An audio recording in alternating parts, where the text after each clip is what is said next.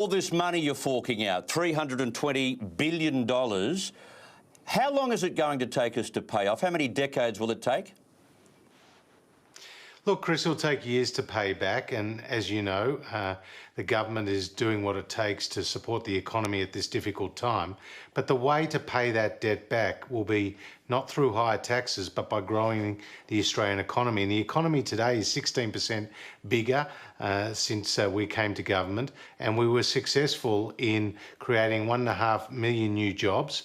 And seeing the employment growth around twice the OECD average, as well as delivering the first balanced budget in 11 years. But we're going to have to climb that mountain again, given the economy has suffered such a severe shock from the coronavirus. How long does the government think the coronavirus crisis lasts? What are your predictions? Well, Richo, the Prime Minister's prepared the nation for a 6-month long haul. But I have to say we've been more successful than we first thought in flattening that curve. And the Australian people have followed the medical advice, the social distancing requirements, the quarantine, the isolation, and it's produced a really, really successful outcome. But we're under no illusions that this is still got quite a way to run. We don't want to see a second phase of cases like they saw in Japan or in Singapore after they thought they had success. And that's why when it comes to the easing of restrictions and the decisions that will be taken by the National Cabinet this Friday, we must continue to follow the medical advice, because patience is a virtue when it comes to the coronavirus. But Treasurer, don't you need to adjust this 6-month guidepost? It's been a little bit, I guess, overshot the runway a little bit in terms of what you've had to do to prop up the economy. It won't be a 6-month pandemic, and so therefore are you in a position to adjust the economic and fiscal support that you're giving to the economy and to workers? Well, we'll obviously have to review the various programs over the course over the coming months, and we've already said that. For example, the JobKeeper program has a review after 3 months, but it's legislated for that 6-month period, and certainly some industries will recover more quickly than others. So, for example, agriculture, construction, mining, they've been able to work through the coronavirus pandemic while following the social distancing rules. Retail and hospitality has been a lot more difficult. And when it comes to tourism, that's going to continue to be hit so long as those international borders are closed and some of those domestic travel restrictions are in place. So it will depend on the sector as to how quickly they bounce back, but certainly we've had more success to date than we initially thought. Tourism's a very big chunk of the economy these days, and it must have taken a terrible hit. Do you have special plans in mind for them?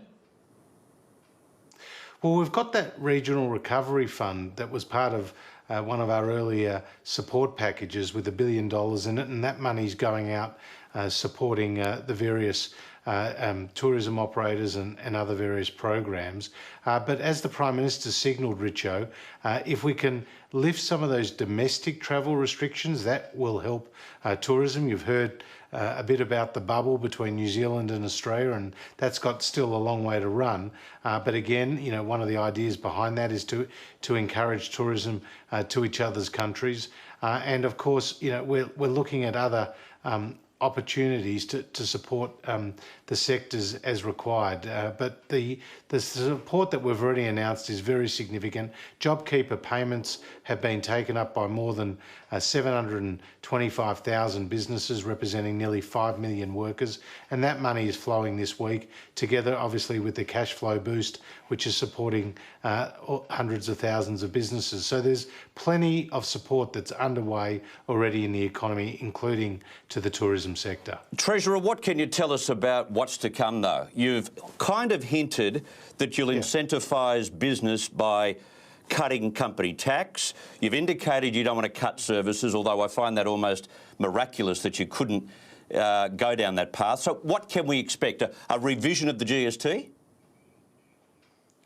Well, when it comes to the GST, we've got no plans to change that. But what we have outlined is we're not about to increase taxes, and we're not going to cut services. What we're going to do is grow the economy. And our track record shows that we can do that, Chris. As you know, we've spent record amounts on health, education, the National Disability Insurance Scheme, record amounts on infrastructure, but also delivering the first balanced budget and $300 billion worth of tax cuts. Now, we're going to face a more difficult domestic and international economic environment after the coronavirus. There's no doubt about that. But the way to grow the economy is through investing in infrastructure, through the skills program, through deregulation and cutting red tape, industrial relations reform, and obviously tax reform. And we'll go back to our values and our principles. We want to encourage personal responsibility. We want to maximise individual choice. We want to encourage reward for effort and hard work. And we obviously want to have a generous and decent safety net in place for those people who find themselves out of work. There are principles. That's what's guided us in the past, and that's what will guide us in the future. You know that that really Labor stuck its middle finger up at you when they were leaving office. And took no notice of that. Gillard left you with that. Well, Gillard left you with that. That big double of the NDIS and the Gonski reforms. How would you judge they've gone over the years? Because it seems to me that while they were massive reforms, they were reforms whose time had come, weren't they? Well, when it comes to education, we've got to focus on classroom excellence. I mean, that's what the numbers show us, that Australia's fallen behind in terms of literacy and numeracy compared to some other countries. And the Education Minister is very much focused on teacher excellence, student excellence, and obviously we've been putting more money into education each and every year.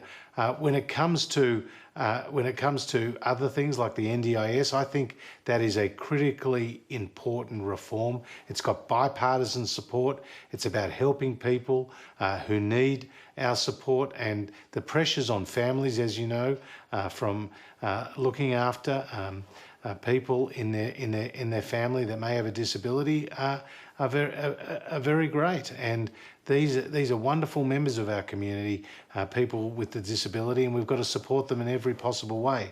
And that's what we're committed to, and that's why we're fully funded the NDIS. Finally, Josh, you're not interested in running for the seat of Eden Monero, are you? Apparently it comes with a cooling off period. You can actually pull out 24 hours later. Yeah, I've been watching that. Obviously, I've got nothing to say other than to comment about how difficult it is for a government to win a seat from the opposition, and in a by-election. It hasn't happened for a whole century, and certainly we're managing expectations around that. I think is going to be a very difficult task indeed. But what we do know is that the Prime Minister has led from the front. We've seen the public being very supportive of the government's economic and health measures. The National Cabinet has seen jurisdictional differences put aside, geographical differences put aside, and the national interest put first and foremost. We've got a long way to go, but Australians can be confident about their future. And the quicker we can lift those restrictions, the better off we'll be, because for every single week that they're in place, that's $4 billion less in economic activity than would otherwise be the case. We're hearing you, but Richo and I have decided that we don't want your job for quids. Thank you very much. You can have it.